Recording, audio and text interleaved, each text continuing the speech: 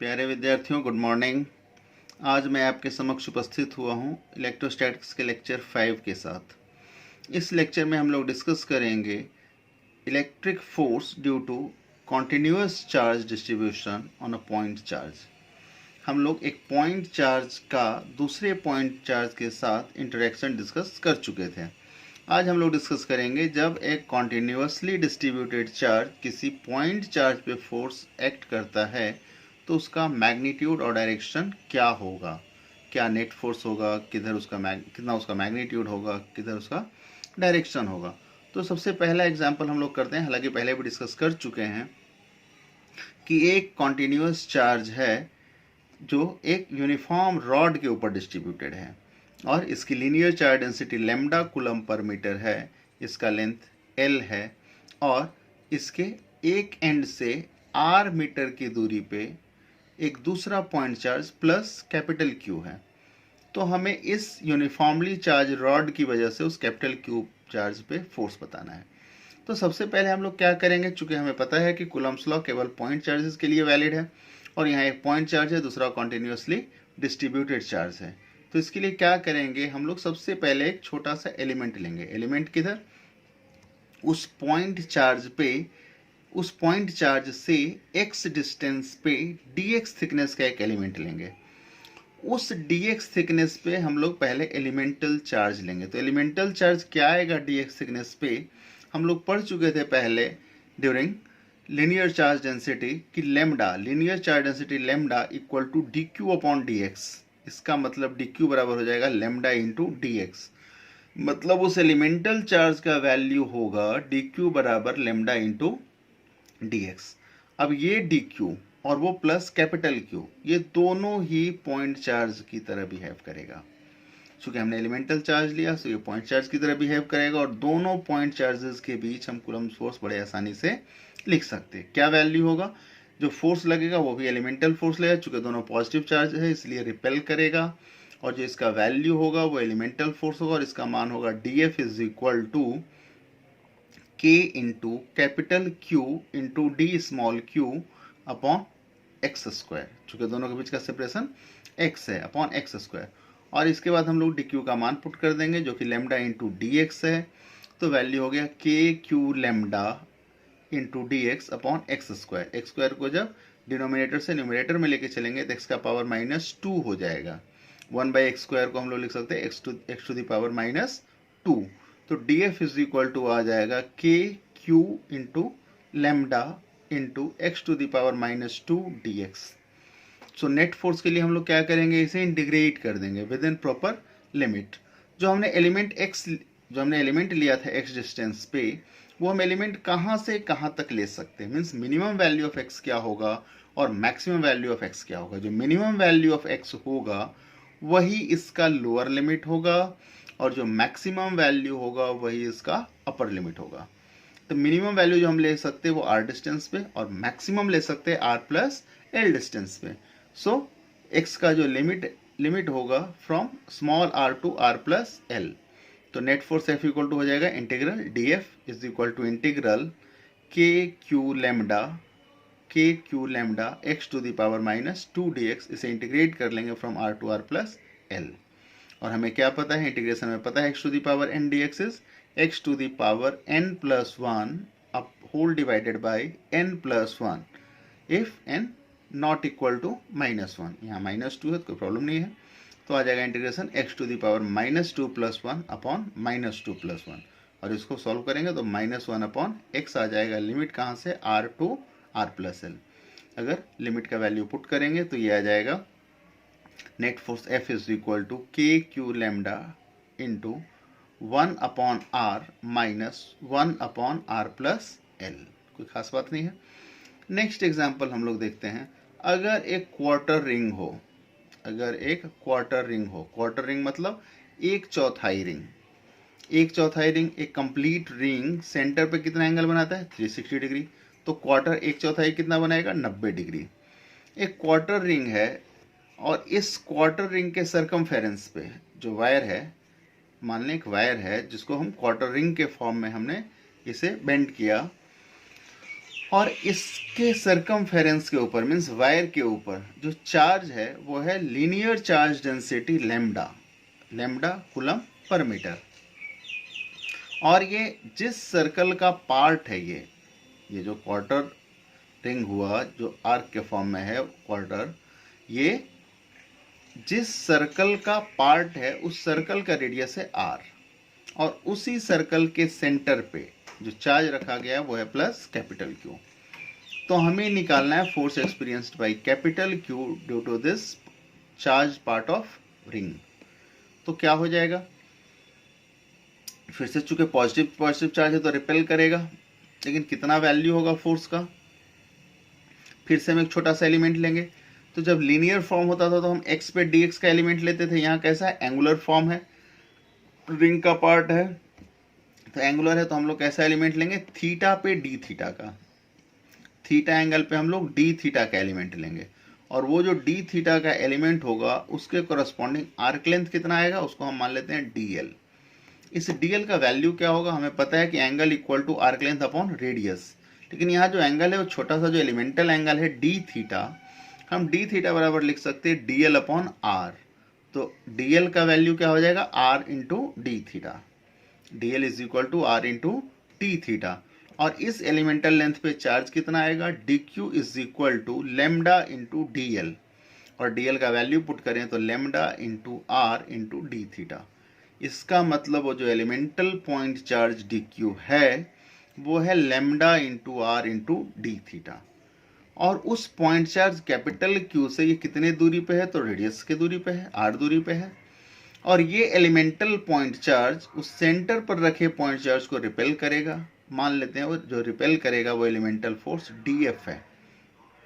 तो dF का value क्या हो जाएगा, K into capital Q into d small q upon r square, जहाँ dq का मान हम पुट कर देंगे lambda into r into d theta.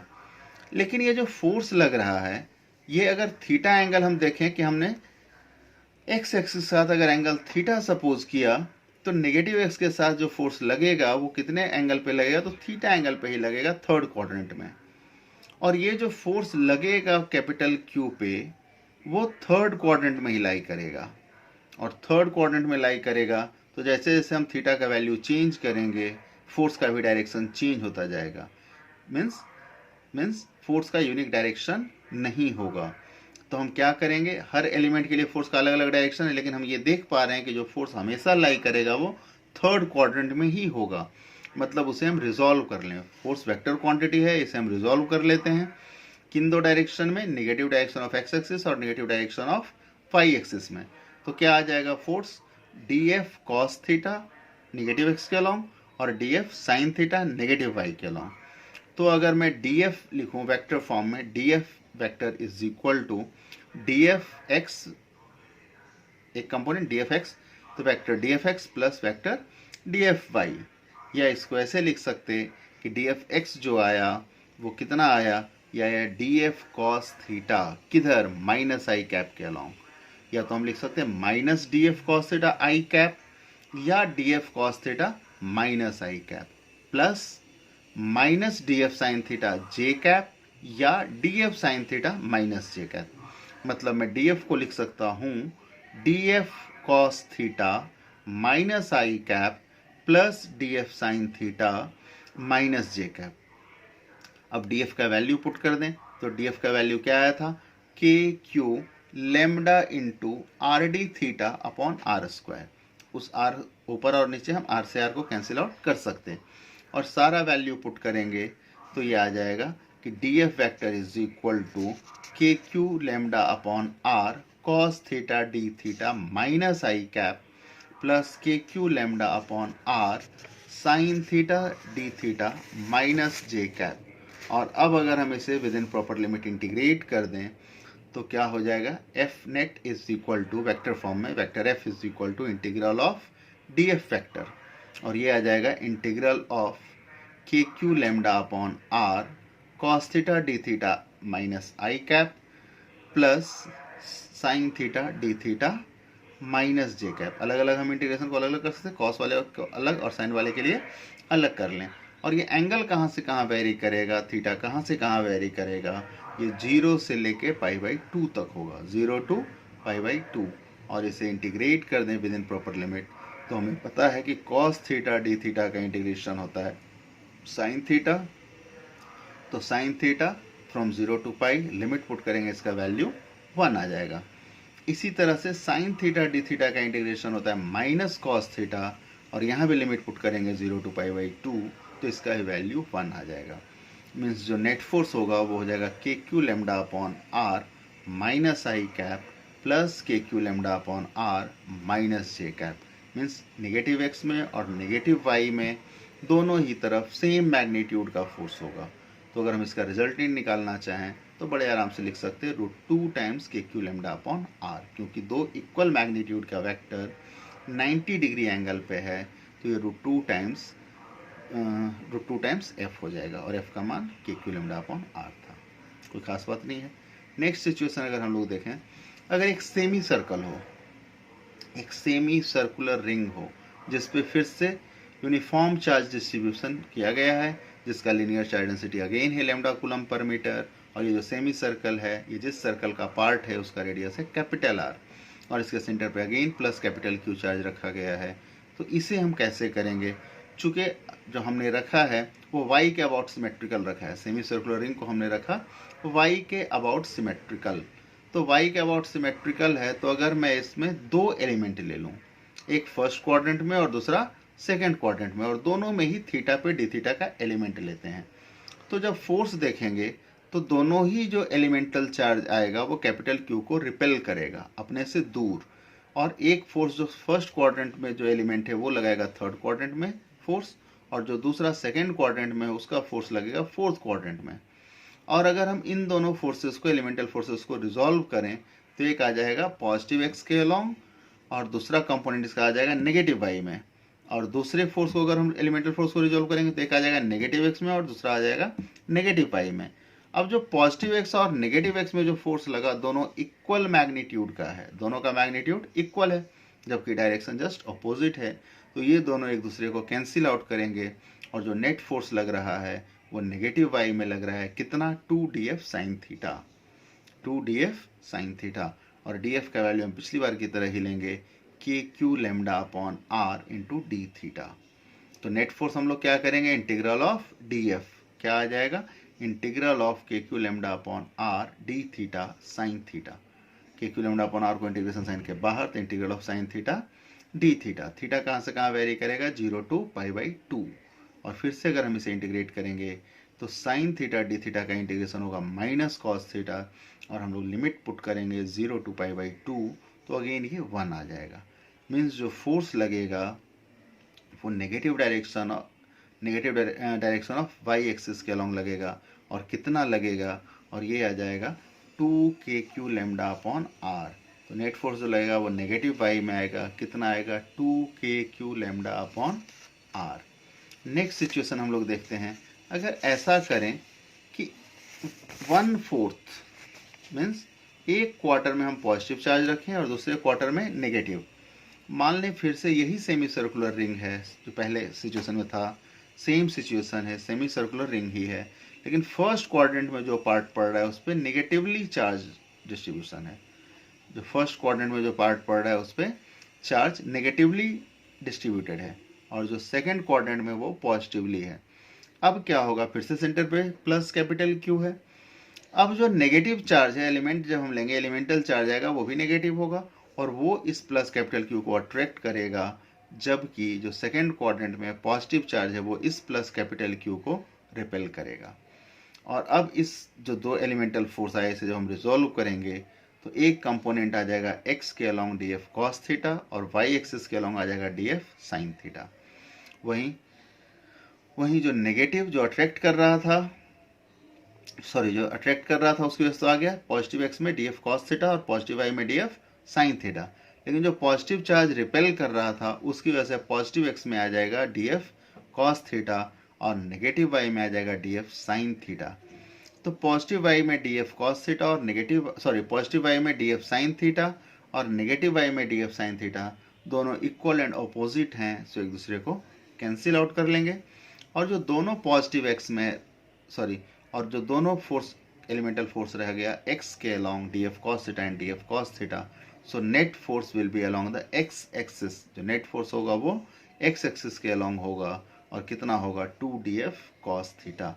Vector form में लिखेंगे तो vector df is equal to लिखेंगे 2df cos theta I cap, और जब इसे इंटीग्रेट करेंगे तो F net is equal to integral df, और ये आ जाएगा k q lambda upon r 2 times means 2 kq lambda upon r cos theta d theta I cap. और फिर से इसे within proper limit integrate करेंगे 0 to π/2 में, तो ये आ जाएगा cos थीटा का इंटीग्रेशन sin थीटा, और लिमिट पुट करेंगे 0 to π/2, तो ये वैल्यू हो जाएगा 1। और हम फिर से लिख सकते हैं फाइनली कि net force is equal to vector F is equal to 2kq lambda upon r I cap, मतलब positive direction of x axis के अलोंग ही नेट फोर्स होगा। कोई खास बात नहीं, बड़े आसानी से हम लोग अच्छे से अच्छे सवाल को कर सकते हैं। एक नेक्स्ट सिचुएशन हम लोग देखते हैं कि क्या है। एक पॉजिटिवली चार्ज्ड रिंग है, एक पॉजिटिवली चार्ज्ड रिंग है जिसकी लीनियर चार्ज डेंसिटी है लैम्डा कूलम पर मीटर, और इस रिंग की रेडियस है कैपिटल R। इस रिंग के सेंटर पे एक चार्ज रखा गया है कैपिटल Q। तो ये जो कैपिटल Q है वो यूनिफॉर्मली डिस्ट्रीब्यूटेड चार्ज को रिपेल करेगा, और जिसकी वजह से उस वायर में टेंशन आएगा। हमें ईच एंड एवरी पॉइंट पे टेंशन का वैल्यू निकालना है। क्या करना है, हमें टेंशन का वैल्यू निकालना है। तो हम मान लेते हैं कि किसी भी इंस्टेंट पे सबसे पहले एक छोटा सा हम आर्क लेते हैं, एक छोटा सा एलिमेंट लेते हैं, कितने एंगल का, डी थीटा का। डी थीटा का एक छोटा सा एलिमेंट लिए तो आर्क लेंथ हो जाएगा dl, और dl लिए हम वहाँ पे मान लेते हैं टेंशन t। तो चूंकि एलिमेंटल लेंथ है, एलिमेंटल आर्क है, तो उसके दोनों ही एंड पे जो कि वेरी वेरी क्लोज होंगे, तो दोनों ही एंड पे सेम टेंशन होगा। दो पॉइंट अगर ए और बी ले लें दोनों एक्सट्रीम पे, तो टेंशन टी ही होगा दोनों पॉइंट पे। अब ये जो हम छोटा सा एलिमेंट लिए हैं इसको हम थोड़ा जूम करते हैं। जूम करने पे बड़ा फिगर बगल में दिखाया गया है, तो क्या होगा, दोनों एंड पे टेंशन टी होगा, और जो टेंशन टी होगा वो किधर होगा, टेंजेंट के अलोंग होगा। और जब मैं सेंटर पे एलिमेंटल एंगल डी थीटा लिया था, तो अगर मैं इसको बाइसेक्ट करूं तो इक्वल पार्ट में डिवाइड करूं तो डी थीटा बाई 2 और डी थीटा बाई 2 होगा। और अगर थोड़ा सा ज्योमेट्री से देखेंगे तो अगर मैं वहाँ पे जिस पॉइंट पे टेंजेंट हम ड्रॉ कर दें, अगर इसके जो वाई एक्सिस हम लिए या जिधर फोर्स लग रहा है ये प्लस क्यू, उस एलिमेंटल जो हमने एलिमेंट लिया उस पर एलिमेंटल चार्ज डी क्यू होगा, उसको रिपेल करेगा, और जिस पॉइंट पे ये आर्क को इंटरसेक्ट करेगा उस पॉइंट पे दोनों तरफ टेंशन क्या लग रहा है, एलिमेंटल पे टी और टी। चूँकि यहाँ एंगल डी थीटा बाई 2 है इसीलिए, और जहाँ पे टेंजेंट हमने ड्रॉ किया वो एंगल π/2 होगा। तो अगर हम जिधर टेंशन दिखा रहे हैं उधर का अगर उसके साथ बनाया गया एंगल, अगर उसके साथ जो एंगल होगा वो हो जाएगा π/2 माइनस डी थीटा बाई 2। तो जो टेंजेंट के साथ टेंशन एंगल बना रहा है वो हो जाएगा डी थीटा बाई 2। और अगर मैं टेंशन को रिजॉल्व करूं तो हो जाएगा टेंशन को अगर मैं रिजॉल्व करूं टेंजेंट के अलोंग तो हो जाएगा t cos d theta by 2, और टुवर्ड्स द सेंटर हो जाएगा t sine d theta by 2।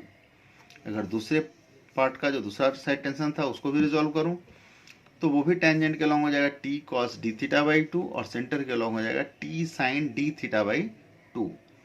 Tangent के अलोंग जो लग रहा है टेंशन का कंपोनेंट वो इक्वल एंड अपोजिट है, दोनों ही साइड पे T cos d theta by 2 है, तो मैग्नीट्यूड वाइज इक्वल है, डायरेक्शन अपोजिट है, तो दोनों एक दूसरे को कैंसिल आउट कर देंगे, इसलिए टेंजेंशियल डायरेक्शन में कोई टेंशन नहीं होगा। तो किधर आ जाएगा, सेंटर की तरफ हो गया 2 t sine d theta by 2 और t sine d theta by 2, 2 t sine d theta by 2, ये टुवर्ड्स सेंटर आ गया। और अगर अवे फ्रॉम द सेंटर देखें तो वहां पे हो जाएगा कुलम्स रिपल्सिव फोर्स, और ये कितना हो जाएगा, df, जिसका मान हो जाएगा k into Q into d Q upon r square. अब चूंकि रेडियल डायरेक्शन में भी इक्विलिब्रियम में है, ये जो रिंग है वो रेडियल डायरेक्शन में इक्विलिब्रियम में है, इसीलिए अगर हम इसका वैल्यू देखें तो क्या हो जाएगा, नेट फोर्स 0 हो जाएगा। Means 2t sine d theta by 2 equal to हो जाएगा df इलेक्ट्रोस्टैटिक फोर्स। जिसका वैल्यू हम लोग लिख सकते हैं k Q into d Q upon r square. और हम सारा वैल्यू सॉल्व करें, सबसे पहले देखेंगे कि स्मॉल थीटा के लिए साइन थीटा को ऑलमोस्ट हम लोग थीटा लिख सकते हैं। तो यहाँ साइन डी थीटा बाई 2 है, इसे हम डी थीटा बाई 2 लिख सकते हैं। बराबर आ जाएगा बराबर आ जाएगा के क्यू, और डी क्यू का मान लिख सकते हैं lambda into r into d theta upon r square. और इसे हम लोग सॉल्व करेंगे तो देखेंगे कि टी टेंशन का मान जो आ रहा है वो आ रहा है k Q lambda upon r. Tension का जो वैल्यू होगा वायर में वो होगा k Q lambda upon r. Okay, thank you.